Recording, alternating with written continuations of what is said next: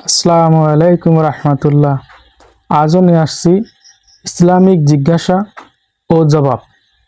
আজকের প্রথম প্রশ্ন, নামাজের সিজদার মধ্যে মাতৃভাষায় দোয়া করা জায়েজ কিনা?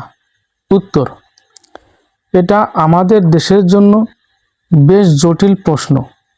কারণ আমাদের দেশে ফিকহের যে কিতাবগুলো পড়ানো হয় সেখানে লেখা হয়েছে যে মাতৃভাষায় দোয়া করা মাকরু। কেউ কেউ বলেছেন মাকরু মানে মাকরুয়ে তানজিহি, অনুচিত। কেউ বলেছেন মাকরুয়ে তাহারিমি। এটা হলো হানাফি মাযহাবের ফকিগণের মত। তবে মিশর, সৌদি, সিরিয়া, তুরস্কের হানাফি ফকিগণ বলেন অনরব ভাষায় মাতৃভাষায় সালাতের সিজদার মধ্যে দোয়া করায় দোষ হতে পারে না। কারণ দোয়া তো বান্দা আল্লাহ তাআলার কাছে নিজের মাতৃভাষাতেই করবেন।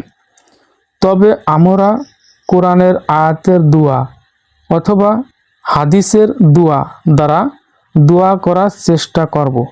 এরপরেও যদি কেউ একান্ত না পারেন তবে নফল সালাতে, তাহাজ্জুদের সালাতে মাতৃভাষায় দোয়া করতে পারেন। বিশেষ করে কোরআন হাদিসের দুয়ার অর্থগুলো মনের আবেগে বলতে পারেন।